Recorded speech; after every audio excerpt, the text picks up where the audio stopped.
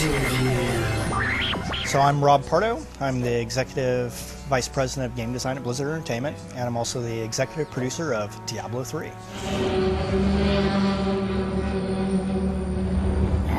We've been working on the game for quite a few years now because the game was originally being worked on up at Blizzard North. And when we closed the studio and moved the project down to Irvine, we kind of did a big reboot on the project. So I guess it's probably been about 3 years, I think, since then. And as far as why we're announcing now, well, it was just kind of the right time for the game. You know, the game's really far along, and it's really fun to play already. Even though we're not, having a playable build here at the show, it's pretty far along, and it's already a fun game to play. So we just felt like it's the right time to announce the game, and a great place too. Yeah. Oftentimes with Blizzard games, we go down a path for like a year and a half on a game, and then once the game actually starts becoming playable and we have the early prototypes, we kind of stop and look at the game, and have a lot of other people within the company look at the game and really decide, okay, where do we want to go with it?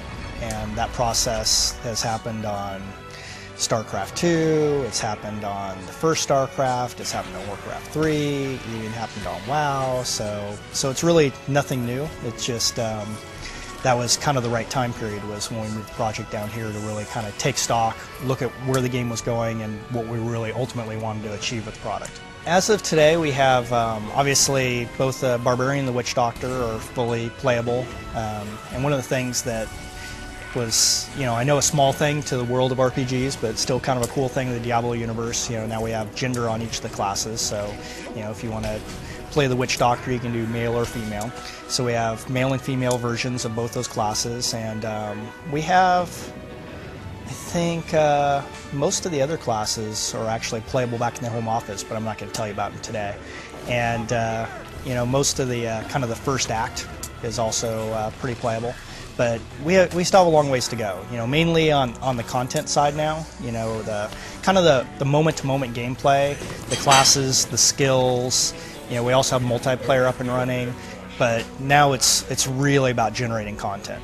The biggest thing that you can see from watching the demo today, and one of the reasons why we showed the Barbarian, because we thought it'd be great for people to be able to kind of see a demo of a class that they have kind of played with before, and see how not only has that class evolved, but how has the game evolved since Diablo II. And one of the things that we're really trying to bring with the game is making a much more immersive, visceral experience, and that's something that we really wanted to bring with this game.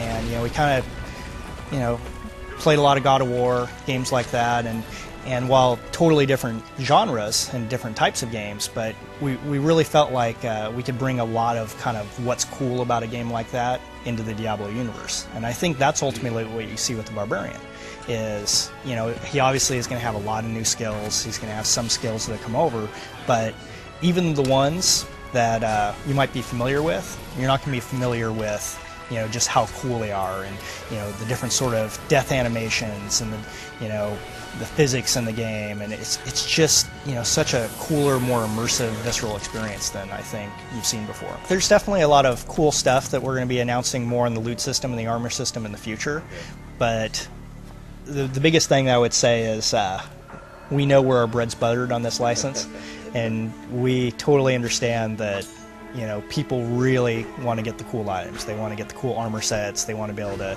collect cool loot, make the character look cool, be able to trade with other players online. So we're going to deliver on all that. With World of Warcraft, we have all the different realms with smaller communities of players.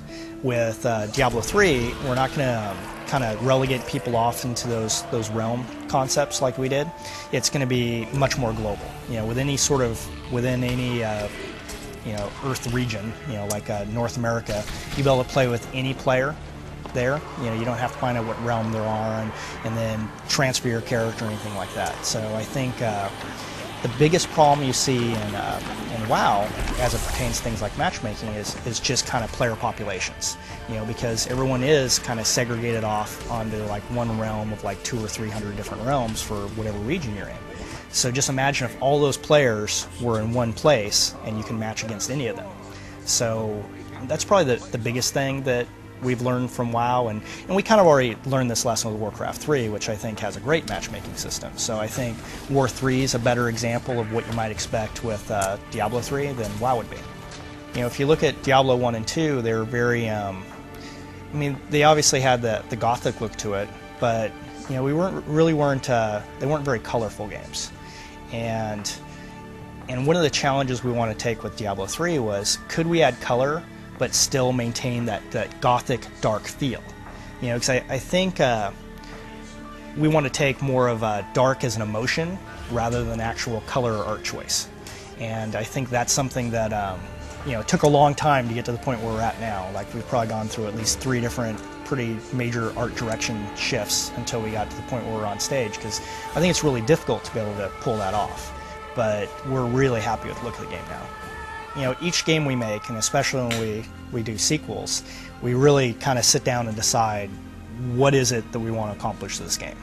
And with this particular game, we want it to be a true sequel, so we want it to be very familiar. And some of the things we really wanted to bring over was, you know, we want to have a great loot system, we want to have real action-based gameplay, we wanted to have you know, all the cool monsters, the cool, you know, kind of hell vibe, but there's so many new things we can do too.